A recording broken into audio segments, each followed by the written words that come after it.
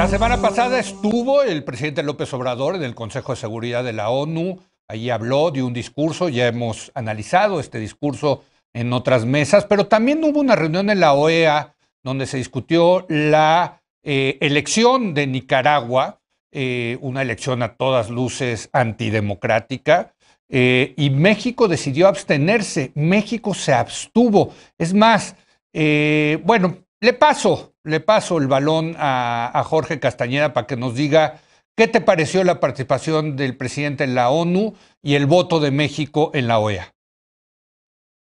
Bueno, la participación en la ONU del presidente tiene una parte perfectamente normal. Hay muchos presidentes que presiden, van y digamos, una sesión del Consejo de Seguridad cuando a su país le toca de forma rotativa la presidencia. A cada miembro no permanente, pero a cada miembro no permanente durante sus 2 años de presencia en el Consejo le toca presidir el Consejo un mes de los 24. Y ese mes le toca a ese país poner un par de temas, 1 o 2 temas en la agenda y celebrar un debate sobre esos temas. México escogió el de la corrupción y la pobreza y la desigualdad, el de las armas ligeras y el de la coordinación de los organismos del sistema de Naciones Unidas. Son muchos temas para mi gusto, pero en fin, pues, es una decisión. Todo eso hasta ahí perfectamente normal. Lo anormal, la anomalía, si se quiere, es en primer lugar el discurso de López Obrador, que todo sugiere que lo hizo él y que no hizo el menor caso al discurso que prepararon en México y en la misión permanente de México en Nueva York, sino que él llegó con su propio rollo.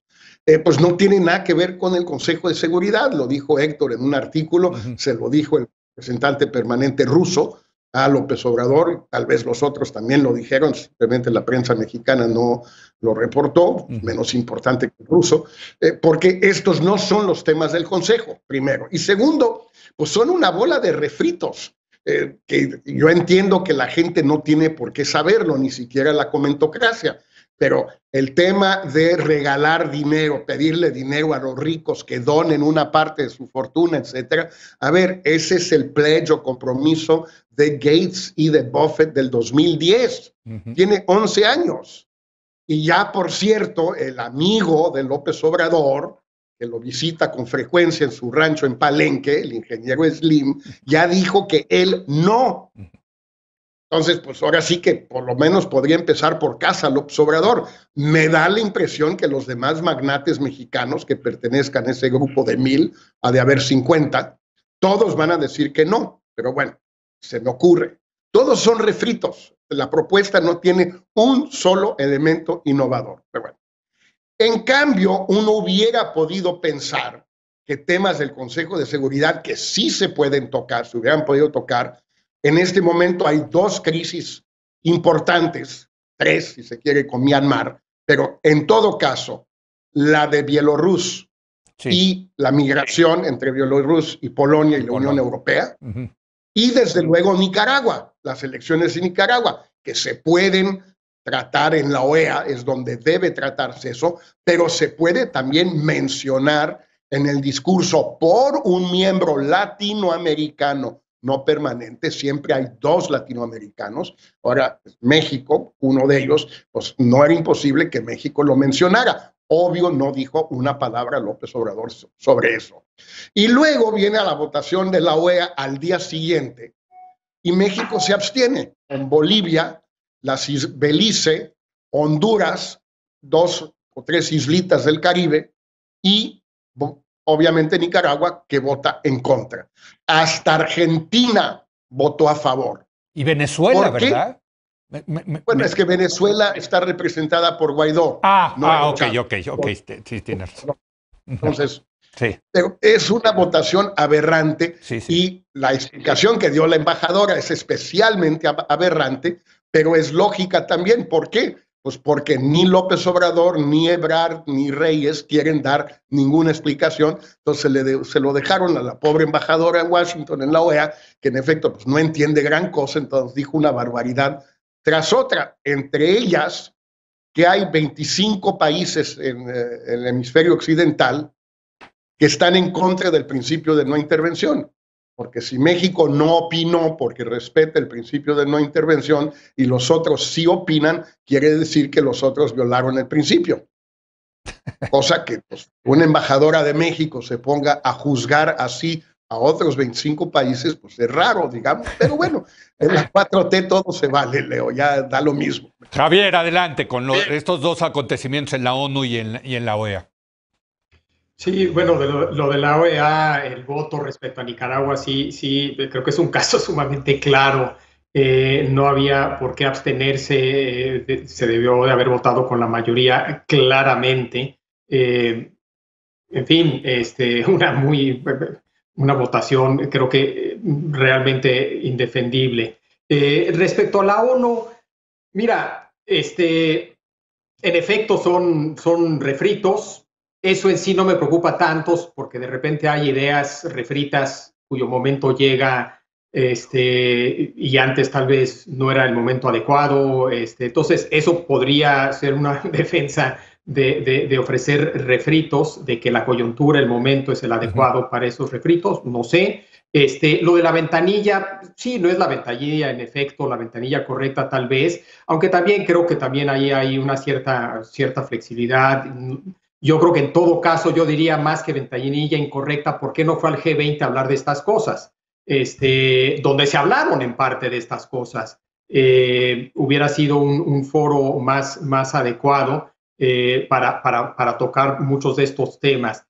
En efecto, es un discurso que escuchamos aquí en México pues, todos los días. Es el discurso de López Obrador. Tiene este componente moral, tiene toda la culpa es de la corrupción, etcétera. Y sin embargo, yo sí creo que 2, 3 de estos temas valen la pena usar el discurso como pretexto para entrarle a discutir algunos de estos temas. Con unos, la verdad, yo creo que no estoy nada de acuerdo, la idea de que la corrupción explica todos los males en el mundo.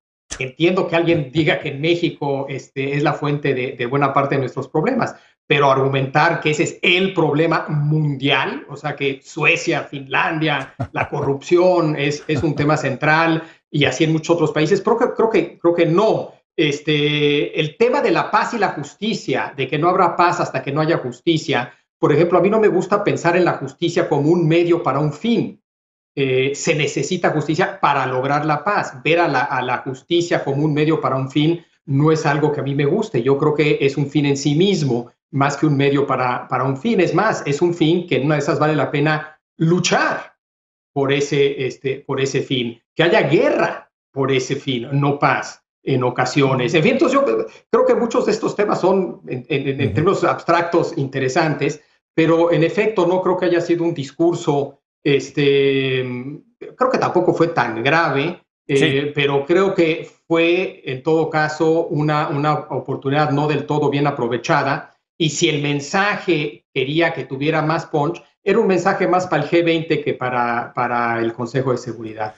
Pues yo no estoy de acuerdo, yo creo que fue una gira y un discurso hecho para México, y en ese sentido le fue bien a López Obrador, Héctor. Si vemos las reacciones en la prensa, en las redes sociales, pues él lo que fue es hablarle a México, bueno, no le habló al embajador ruso, hombre. Tampoco veo que México haya tenido más que los micrófonos habilitados usualmente para el efecto del gran discurso que dio el presidente de México en el mundo. La verdad tampoco creo que haya tenido ninguna importancia. Lo que sí tiene mucha importancia, yo creo, es que tengamos un presidente que es capaz de hacer un discurso tan simple. Un discurso en donde no están incorporadas ninguna de las complejidades mínimas del universo al que se está refiriendo. Ya menciona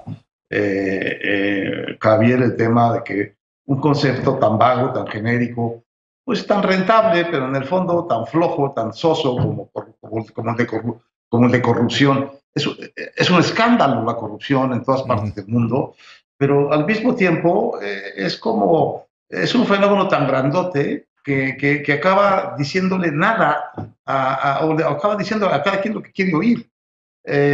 en lugar de tomar, a lo mejor haber tomado la oportunidad, y no solo la de la ONU, sino la del G20, como dice muy bien Javier, y antes la de la cumbre climática, para tratar de dar un pasito y poner un pasito a México a discutir de una manera inteligente los muy complicados problemas de la globalización, del desarrollo, del futuro y de la, digamos, de la convergencia o de la cooperación de los países. México tiene una experiencia, tiene una historia diplomática importante, mucho más importante que la de su peso histórico en las definiciones del poder del mundo. Pero ahí hay mucha riqueza y hay muchas respuestas interesantes, sostenidas durante mucho tiempo, probadas en muchos foros, de los que se podría echar mano. Pero a mí lo que me preocupa de esta, simpleza con la que el presidente aborda estos problemas es que lo que está detrás, en realidad, es la votación en la OEA, la invitación a Díaz-Canel a venir aquí, la complicidad heroica del salvamento de Evo. Lo que hay aquí es una simpatía profunda, estructural, no estructural, pero profunda del presidente con lo peor del continente, con la dictadura cubana, con la dictadura venezolana, con Evo Morales y con Nicaragua. Esa simpatía es la que a mí me preocupa. Y esa sí que es, digamos, su verdadera posición internacional respecto de las cosas que a él le parecen dignas de ser defendidas y dignas de ser incorporadas en la visión que México tiene del mundo. Eso. La Cuba que está hoy reprimiendo a sus ciudadanos, la Nicaragua que hizo elecciones con los candidatos presidenciales presos, sí. La Venezuela de Maduro que ha llevado a su país a un extremo de catástrofe casi imposible de imaginar, y la causa de Evo Morales, gran héroe de la democracia rescatado por México en un avión del que nunca nos han dado explicaciones. La verdad, eso sí que me parece preocupante, esa sintonía profunda del presidente con estos países de muy poca importancia, para empezar, y impresentables desde el punto de vista democrático, económico, político y social. Pues ahí está, yo creo que no hay nada más que agregar, sino irnos a una pausa. Vamos ahora a debatir el tema de la baja calidad del debate parlamentario en México. Regresamos.